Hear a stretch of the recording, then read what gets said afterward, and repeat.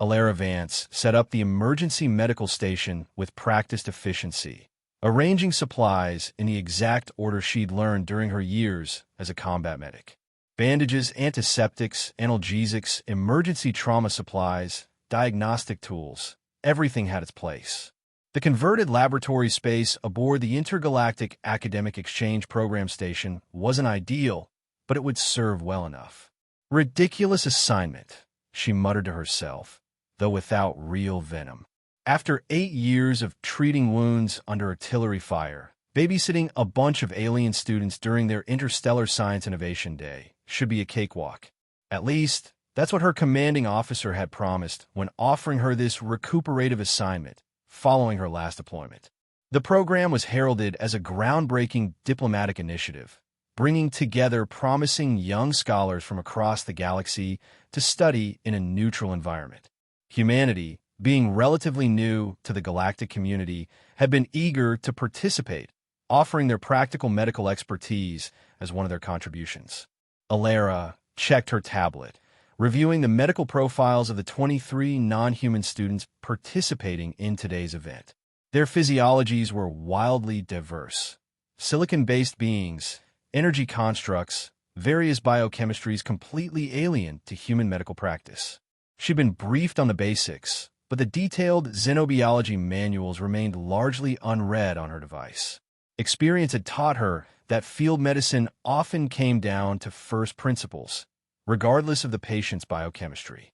A soft chime indicated that the students were entering the adjacent laboratory. Alara straightened her utility uniform, emblazoned with the universal medical symbol, and prepared to introduce herself. The group that filed in was a riot of colors, shapes, and movement patterns. Some floated, others crawled, a few moved on multiple legs, and several walked on 2 limbs in a manner vaguely similar to humans. Their sizes ranged from barely visible to nearly 3 meters tall. "Welcome to the station," Alara began, her translator module ensuring her words would be comprehensible to all present. "I'm Alara Vance, your assigned medical officer for this program. I've served as a human military medical specialist for 8 years, with expertise in emergency trauma care. I'm here to ensure your safety during your studies and experiments." A tall, crystalline being with a hard, iridescent outer shell stepped forward. The being's translator rendered a voice that was surprisingly melodious. "Honor Medical Officer, I am Zorp, 3rd grade scholar from the Xerxia Molecular Academy. Our delegation appreciates your presence, as physical structural integrity is of paramount importance to our species." "Thank you, Zorp," Alara nodded. "I'm familiar with silicon-based physiologies in general terms." A small, glowing figure emanating soft pulses of light drifted closer. "I am Lyra of the Signian Collective. Our energy matrices are delicate and easily perturbed by emotional or physical disturbances. I hope your medical protocols account for non-corporeal trauma." Before Alara could respond, a massive amphibious being with mottled blue-green skin and prominent eyes stepped forward with a reverberating thud. "Grok, Gromite Biological Institute." His words were few, but his presence commanding. "Our regenerative capabilities are significant, but require extensive rest periods when activated." Alara acknowledged each introduction with professional courtesy, making mental notes about the key species she'd likely interact with most. After all introductions were complete, she provided a brief overview of human emergency medical philosophy. "My approach is evidence-based and focused on stabilization, prevention of further injury, and supporting natural healing processes when possible. I'll be stationed here throughout your activities, and you can alert me via the emergency comm system if needed." The students seemed satisfied with this explanation, though Alara noticed a few exchanging what appeared to be skeptical glances. She'd seen that look before. New recruits who hadn't yet learned to trust their medic. "It would come with time. Your laboratory supervisors are waiting. Good luck with your innovations," she concluded, watching as they filed into the main research space. For the first 2 hours, everything proceeded smoothly. Alara monitored from her station, occasionally observing the various project teams as they collaborated on their experiments. The projects ranged from energy conversion technologies to novel material synthesis, all under the supervision of multi-species educator teams. The first incident occurred suddenly. A sharp, crystalline cry echoed through the lab, followed by the sound of something hard hitting the floor. Alara grabbed her medical kit and moved swiftly toward the commotion. She found Zorp, the Xerxian student, in what appeared to be a state of extreme distress. The crystalline being was hunched over, one limb extended, while fellow students backed away in apparent alarm. A metal component from their project lay on the floor nearby. "What happened?" Alara asked, kneeling beside the distressed student. "Structural breach. Critical integrity failure." Zorp's translator rendered the panic in monotone, but the high-pitched harmonics emanating from the being's crystalline form conveyed the emotion clearly. Emergency molecular reintegration required immediately. Alara examined the indicated area and found what appeared to be a superficial scratch across Zorp's outer shell, perhaps 3 centimeters long and barely deep enough to be visible. "Let me clean this and take a closer look," she said calmly, reaching for an antiseptic wipe. "No," Zorp's translator boomed. "Synthetic reinforcement required. The structure has been compromised at the foundational level." The other students had formed a concerned circle, many showing signs of distress. Alara noticed that even Grok, the massive amphibian, had backed away as if the small scratch were somehow contagious. "Zorp," Alara said firmly, using the tone she reserved for panicking soldiers, "I need to clean the area first to properly assess the damage." With reluctant permission, she gently wiped the scratched area, revealing exactly what she'd suspected, a minor surface abrasion with no depth. "This is just a superficial scratch," she explained. "Your outer shell structure remains over 99.9% intact." "Impossible," Zorp insisted. "Even minor structural breaches can propagate through crystalline matrices, causing catastrophic failure. On my world, molecular reinforcement would already be underway." Alara recognized the signs of a cultural misunderstanding rather than a medical emergency. She reached in her kit and pulled out a large, transparent adhesive bandage. "This is a protective seal," she explained, carefully applying the bandage over the scratch. "It will keep the area clean while your natural molecular structure reintegrates." "Natural reintegration?" Zorp's translator rendered the concept as if it were completely foreign. "Yes, based on your species profile, your outer shell has self-healing properties at the molecular level when kept clean and protected. This minor scratch should resolve within approximately 48 hours. This explanation seemed to confuse not only Zorp but the gathered students as well. Alara heard a chorus of translated murmurs expressing disbelief. "That's all?" asked Lyra, the Signian energy being, her light patterns pulsating with what appeared to be concern. "No molecular restructuring? No synthetic grafting?"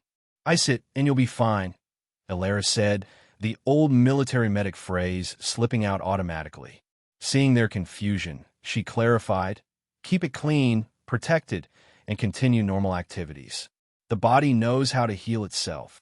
The students exchanged glances that Alara had seen countless times before, the universal look of patients who believed their doctor was either incompetent or insane. Zorp cautiously returned to the workstation, moving as if carrying a catastrophic injury rather than a minor scratch. Alara returned to her post, making a note to review Xerxian medical protocols more thoroughly. Perhaps their healing process was somehow different from what the briefing materials had indicated. The second incident occurred less than an hour later. A small explosion from an energy conversion experiment sent a minor shockwave through the laboratory. No physical damage occurred, but Alara noticed immediate distress from Lyra, the Signian energy being, whose light patterns had changed from smooth, rhythmic pulsing to erratic flashes. "Energy field disruption," called another Signian student. "Harmonic imbalance occurring." Alara approached quickly, scanner in hand. "Are you injured, Lyra?" "My resonance patterns are destabilizing." The translator rendered Lyra's flashing communications. "I require immediate harmonic realignment through the 7th protocol of energy communion." Several students had already formed a circle around Lyra, their postures suggesting they were preparing for an elaborate procedure. Alara gently intervened. "Let me check first," she said, using her scanner to assess Lyra's energy patterns. The readings showed minor fluctuations, but nothing that appeared life-threatening according to the baseline data she had. "This appears to be a temporary disruption," Alara said, "similar to what humans might call a startle response. Let's move to a quieter area and try some simple regulation techniques first." The other students looked shocked, but Alara gently guided Lyra to a quiet corner of the laboratory, away from the ongoing experiments. She pulled up a chair for herself, though Lyra remained floating slightly above the floor. "In human medicine, we've found that sometimes the simplest interventions are most effective," Alara explained. "Let's try a basic regulation exercise first. Can you adjust your energy absorption to focus on the infrared spectrum momentarily?" Lyra's lights flickered in what seemed like confusion, but the being complied. Alara then offered a small cup of water. "Water has unique properties that can help stabilize energy patterns," she explained. This wasn't strictly proven for Cygnian physiology, but the act of drinking often helped calm anxious humans, and according to the species profile, Cygnians could absorb water as a supplementary energy source. "Now, try to modulate your emission pattern to match this rhythm." Alara demonstrated a slow, steady breathing pattern, in and out, regular and even. To her surprise, Lyra's light patterns began to synchronize with the demonstrated rhythm. After several minutes, the erratic flashing had resolved into something much closer to the being's normal pulsation. "Your energy field is stabilizing," Alara observed. "How do you feel?" "The disruption is diminishing," Lyra's translator conveyed, tone suggesting surprise. But the seventh protocol was not performed. The resonance crystals were not aligned. The ancestral harmonies were not invoked. Sometimes our bodies, or in your case, your energy matrix, can re-establish equilibrium with just a little guidance, Alara explained. Complex interventions aren't always necessary for minor disruptions. Lyra hovered quietly for a moment, lights pulsing in what Alara interpreted as contemplation. "This contradicts our traditional healing practices," the being finally said.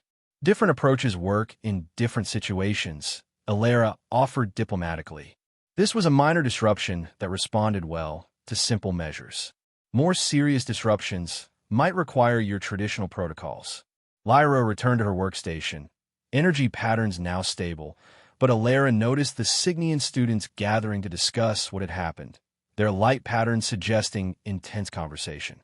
The third incident came when Grok, the massive Gromite, tripped over an equipment case and fell heavily against a workbench.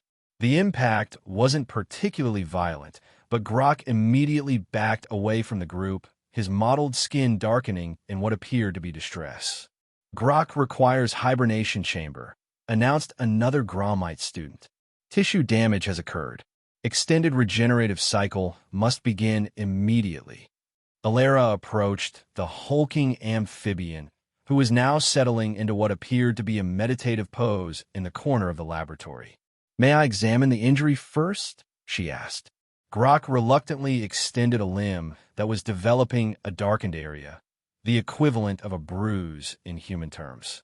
Alara gently palpated the area, noting that while there was minor swelling, there didn't appear to be any structural damage to the limb. "This appears to be a simple contusion, what humans would call a bruise," she explained. "No fractures or deep tissue damage detected. Requires regeneration cycle," Grok insisted. 3 days minimum. No movement. Alara considered the cultural difference she was encountering.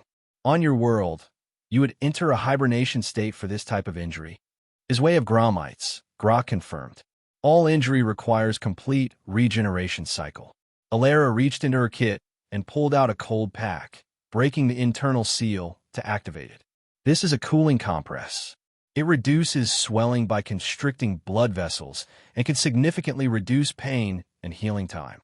She gently applied the pack to Grok's bruised limb. The amphibian's eyes widened slightly at the sensation. "I recommend 20 minutes with this compress, followed by gentle movement rather than complete immobilization," she explained. Extended inactivity can actually slow healing for this type of injury by reducing circulation to the area. Grok looked utterly confused. Movement during healing? Yes, Ilara confirmed. Controlled, gentle movement promotes blood flow, which brings healing factors to the injured area. Complete immobility is only recommended for certain types of injuries, like fractures. The concept seemed to contradict everything Grok understood about injury recovery. The Gromite looked around at his fellow students, as if seeking confirmation that he was hearing correctly. Just 20 minutes of rest with the cooling application, then gentle movement, Ilara repeated. You should be fully functional within a few hours, with only minor discomfort. Grok reluctantly accepted the cold pack and remained seated, but the look of deep confusion remained. Other students were now openly watching and discussing the situation, their various communication methods, light patterns, chemical signals, subsonic rumbles, all suggesting increased interest and uncertainty about Ilara's methods. Throughout the remainder of the day, more minor incidents occurred. A Vesperian student developed a mild allergic reaction to an unfamiliar pollen from a plant specimen. A Triaxian experienced a headache due to pressure changes in the laboratory. Two Melosians suffered minor eye irritation from an unexpected chemical reaction. In each case, Ilara's approach remained consistent. Minimal intervention, support for natural healing processes, and straightforward remedies rather than elaborate procedures. And in each case, the students seemed increasingly bewildered by her methods. By the end of the day's session, Ilara noticed that students were actively avoiding her medical station, instead clustering in small groups, their communication methods suggesting intense discussion. She didn't need a translator to recognize the skeptical glances thrown her way. As she was organizing her supplies, Zorp, Lyra, and Grok approached her station together, clearly representing the larger group. Medical Officer Vance. Zorp began formally. We wish to discuss your treatment methodologies. Of course, Ilara set aside her inventory tablet. I'm open to feedback. Your approaches are minimalistic. Lyra's lights pulsed in patterns that the translator rendered as careful diplomacy. We are concerned about potential long-term consequences. Yeah, Grok added simply. Not enough. Ilara gestured for them to sit or hover, in Lyra's case, and pulled up her medical interface. I understand your concerns, she began. Different cultures develop different medical philosophies based on their evolutionary history, environment, and physiology. Human medicine has evolved to recognize that the body has remarkable natural healing capabilities that often work best with minimal intervention. But this contradicts established practice. Zorp's crystalline form reflected the laboratory lights as the being leaned forward. In Xerxian medicine, any structural breach must be immediately reinforced with synthetic materials to prevent propagation of the damage. My scratch, while minor by your assessment, would normally trigger an immediate molecular reinforcement procedure that would prevent any possibility of further structural degradation. Ilara nodded. I've reviewed your medical protocols since our earlier interaction. The difference is that human medicine has found that overly aggressive interventions can sometimes cause more harm than good. We call this iatrogenic injury, harm caused by the treatment itself. Explain, demanded Grok. For example, Ilara continued, unnecessary immobilization can lead to muscle weakness, reduced circulation, and slower healing. Overly aggressive antimicrobial treatments can damage beneficial microorganisms that aid in healing. Synthetic reinforcements can interfere with natural tissue regeneration. She pulled up a simple diagram on her medical interface. Human medicine follows what we call a benefit-risk assessment for every intervention. We ask, is the intervention likely to produce better outcomes than the body's natural healing process? If not, we opt for supportive care rather than invasive procedures. The three students exchanged glances that suggested they weren't entirely convinced. I propose an experiment, Zorp said finally. I have brought a molecular structure scanner that we use in our laboratories. With your permission, I would like to scan my injury site to assess the actual structural integrity at the molecular level. Of course, Ilara agreed readily. I'm always open to objective measurements. Zorp produced a small device that emitted a narrow beam of light, scanning it across the scratched area that was still covered by Alera's transparent bandage. The device projected a holographic display showing the molecular structure of Zorp's shell at microscopic resolution. Fascinating, Zorp murmured, adjusting controls to enhance the image. There appears to be molecular reintegration occurring along the scratch perimeter without synthetic reinforcement. Natural healing, Alera confirmed. Your physiology is designed to repair minor damage autonomously. Lyra drifted closer. I too have brought a diagnostic tool, an energy field harmonics analyzer. With permission, I would like to measure my current resonance patterns compared to my baseline. Another device was produced, this one creating a complex, three-dimensional pattern of light around Lyra's form. The patterns shifted and changed, eventually settling into a stable configuration. My field harmonics have indeed restabilized, Lyra acknowledged, lights pulsing in a pattern that suggested surprise. Without the seventh protocol of energy communion, Grok stepped forward, producing a small container. Regenerative mud from Homeworld, always used for injuries, can compare healing rates. The amphibian applied a small amount of the greenish substance to one half of the bruised area, leaving the other half untreated as Alera had recommended. We can check tomorrow, Grok stated simply. This is excellent scientific methodology, Alera approved. Empirical testing is the foundation of good medicine. I look forward to seeing the results. As the three representatives rejoined their peers, Alera noticed a subtle shift in the atmosphere. The skepticism hadn't entirely disappeared, but had been joined by curiosity, the first step toward understanding. That evening, after the day's session had concluded, Alera received an unexpected visitor to her medical station. Professor Zellner, a renowned xenobiologist who was serving as one of the program's academic advisors, glided into the room on multiple tentacle-like appendages. Officer Vance, the professor's translator, rendered in a dignified tone, I've been hearing about your medical approaches from the students. I hope I haven't caused any problems, Professor, Alera responded, setting aside her inventory work. There seem to be some differences in medical philosophy that have created confusion. Indeed, the professor settled onto a specially designed seat. Many of our students come from cultures where medical intervention is highly ritualized and technologically intensive. Your human approach of minimalism is quite foreign to them. I understand that, Alera acknowledged. But the principles of evidence-based medicine suggest that minimally invasive approaches often yield better outcomes, regardless of species. A fascinating hypothesis. Professor Zellner's eye stalks angled in what Alera had come to recognize as an expression of interest, and one worth exploring in this unique cross-cultural environment. I've encouraged the students to approach your methods with scientific curiosity rather than cultural resistance. I appreciate that, Professor.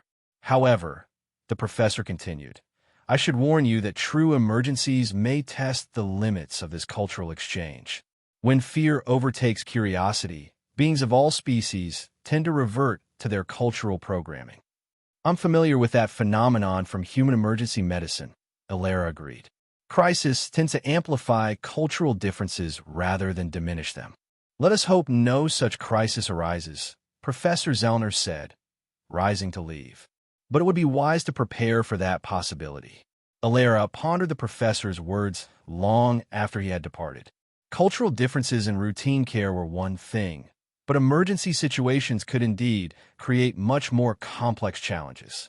She made a mental note to review her emergency protocols for the various species under her care. The next morning began with a surprise. Grok arrived at the medical station before the day's session began, extending his bruised limb for inspection.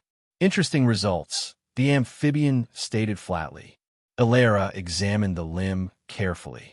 The side treated with the cooling compress and gentle movement showed significantly reduced discoloration and swelling compared to the side where Grok had applied the regenerative mud. The untreated side shows more advanced healing, Alera observed neutrally, respecting Grok's ability to draw his own conclusions. Yes, Grok agreed. Unexpected.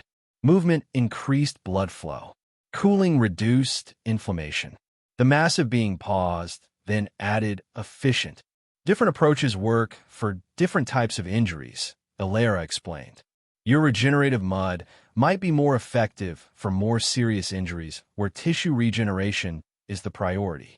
For minor contusions, reducing inflammation and promoting circulation often yields faster results.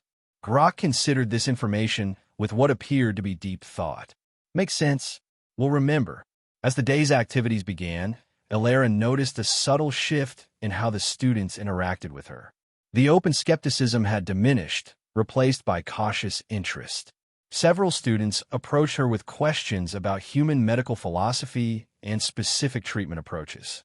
She answered each query honestly, acknowledging both the strengths and limitations of human medical knowledge. Zorp proudly displayed the healing scratch, which was already showing signs of molecular reintegration at the edges. Lyra demonstrated newly learned self-regulation techniques to fellow energy beings. Even instructors seemed to take notice of this evolving dynamic. The morning passed without medical incidents, and Ilera began to hope that perhaps the cultural gap was narrowing. That hope was shattered shortly after midday when alarms blared throughout the station. Emergency alert announced the station's automated system. Environmental containment breach in Sector 7. Hazardous atmospheric conditions detected. All personnel implement safety protocols immediately. Sector 7, the outdoor biological survey area where a team of students had been collecting specimens. Ilera grabbed her emergency kit and ran toward the environmental suit storage, donning protective gear as quickly as possible. Professor Zellner appeared beside her, already sealed in a protective membrane. A collection team is stranded, the professor explained hurriedly. The atmospheric processing field has malfunctioned, allowing native atmospheric gases to enter the collection zone. Rescue teams are en route, but medical assistance may be required immediately. How many students? Ilera asked, checking her equipment. 8 students, including Zorp, Lyra, and several others. They were testing a new collection method when the failure occurred. Ilera's training kicked in immediately. Species vulnerability assessment. The native atmosphere contains compounds that are corrosive to Xerxian crystal structures, potentially disruptive to Cygnian energy fields, and minimally toxic but not immediately life-threatening to most other species present. Understood. They moved quickly through the station's corridors, joining a small rescue team already assembled at the airlock leading to Sector 7. Through the reinforced viewport, Ilera could see swirling mists of orange-tinted gas filling the collection area. Several environmental suits lay discarded on the ground. Apparently, the students had removed them while working within what they believed was a protected atmospheric bubble. "We've established communication," reported the security officer. "The students have taken shelter in a rock formation approximately 200 meters from the airlock." One injury reported. A Malosian student has suffered a deep laceration from falling on rock formations while running for shelter. Ilera's mind raced through Malosian physiology. Invertebrate, copper-based circulatory system, significant bleeding risk due to limited coagulation capabilities. "We need to move quickly. Blood loss could be life-threatening for a Malosian." The rescue team entered through the airlock, environmental suits sealed against the toxic atmosphere. They moved swiftly across the rocky terrain, following coordinates provided by the stranded group. Within minutes, they reached a shallow cave where the students had taken shelter. The scene inside was chaotic. Several students were displaying signs of distress related to atmospheric exposure. Zorp's crystalline surface showed signs of clouding. Lyra's energy field was fluctuating erratically, and others were exhibiting various symptoms ranging from respiratory distress to mild disorientation.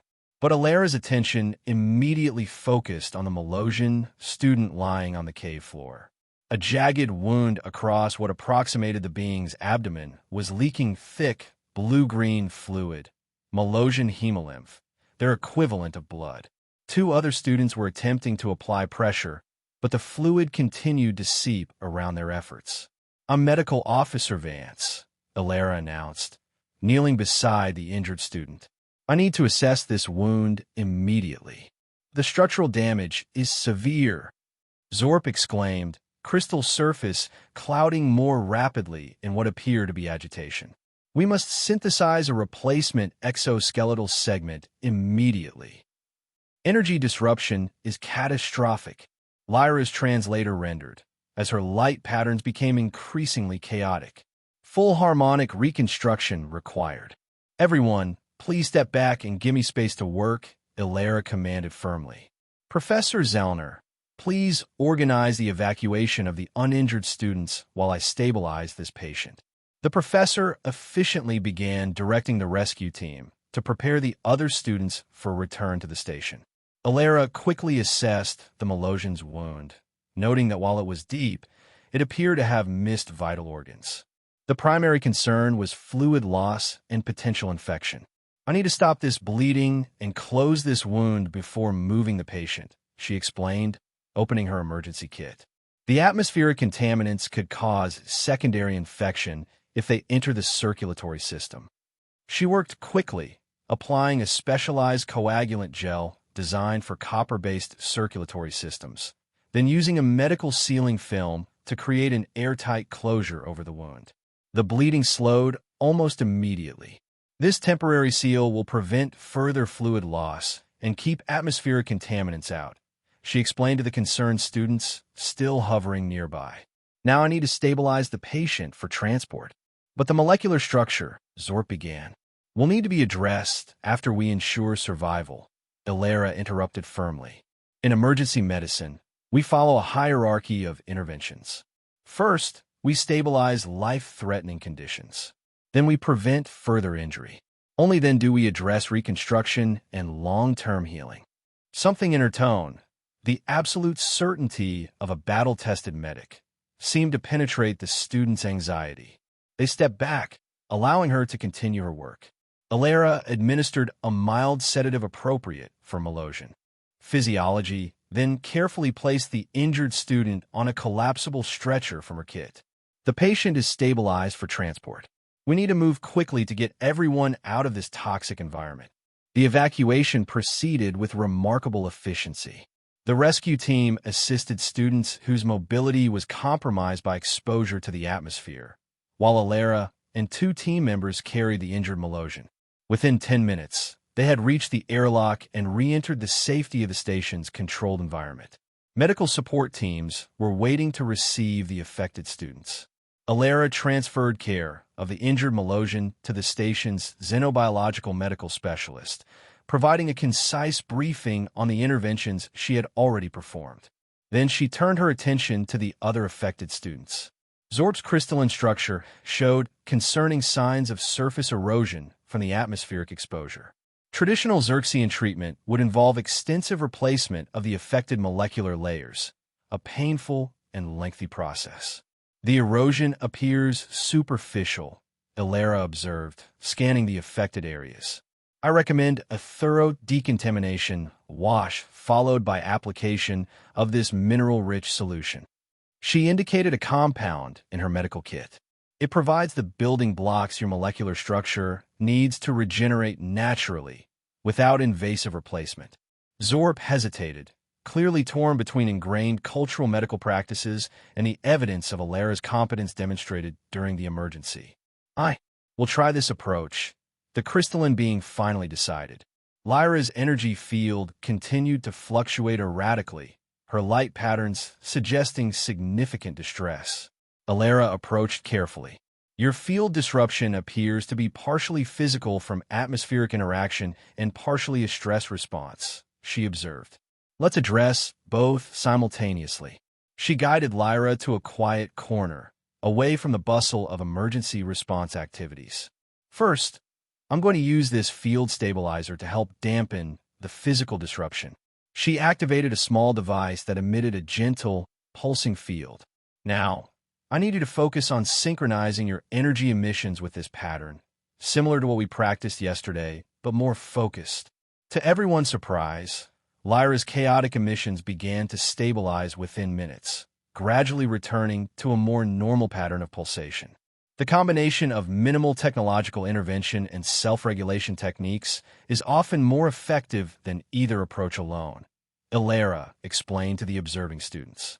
One by one, she addressed the needs of each affected student, a breathing treatment here, a neutralizing agent there, always using the least invasive effective intervention while explaining her rationale clearly. The students who had initially been skeptical of her methods now watched with growing respect as their peers recovered more quickly than expected.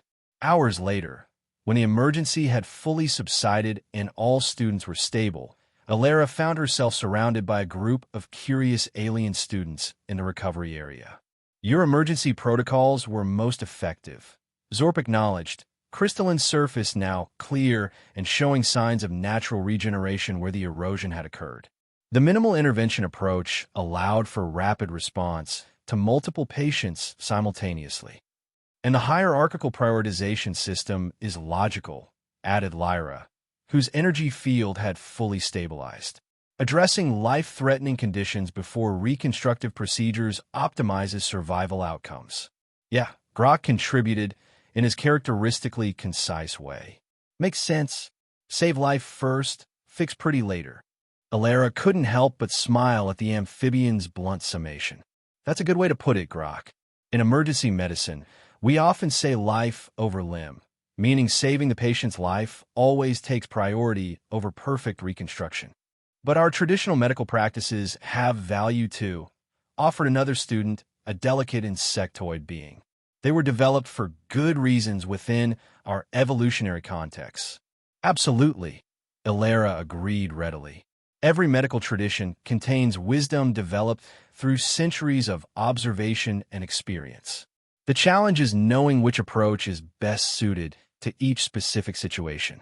The conversation continued late into the evening, with students sharing aspects of their own culture's medical traditions while Alara explained more about human approaches.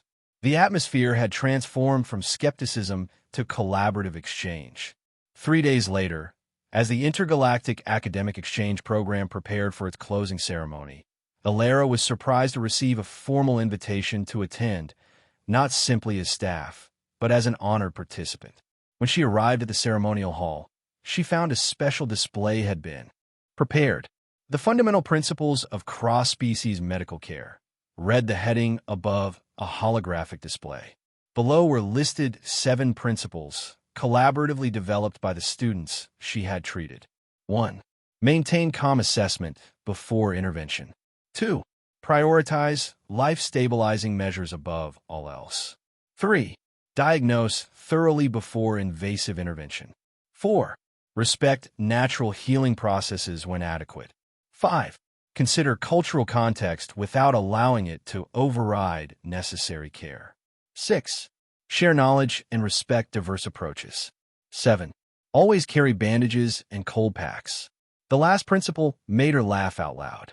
Clearly, her human medical pragmatism had made an impression. Professor Zauner approached, eye stalks angled in what she now recognized as approval. "It seems you've taught our students far more than emergency medical techniques, Officer Vance." "They taught me just as much," Alara acknowledged. "I've learned valuable approaches from each of their traditions that I'll incorporate into my practice." "That," said the professor, "is precisely the purpose of this exchange program. Not merely tolerance of differences, but true integration of diverse knowledge." As the ceremony concluded, Alara watched the students interact, Zorp demonstrating a molecular scanning technique to a fascinated human scientist, Lyra teaching energy regulation methods to a group of mixed species, Grok carefully explaining the proper application of regenerative mud to a small wound on another student's limb. She thought back to her initial assignment, babysitting alien students, and realized how wrong that characterization had been. This hadn't been about supervision at all, but about building bridges between fundamentally different approaches to healing. As she packed her medical supplies, preparing for her next assignment, Alara carefully placed a container of Gromite regenerative mud, a Signian energy stabilizer, and a small vial of Xerxium molecular binding compound alongside her standard human medical supplies.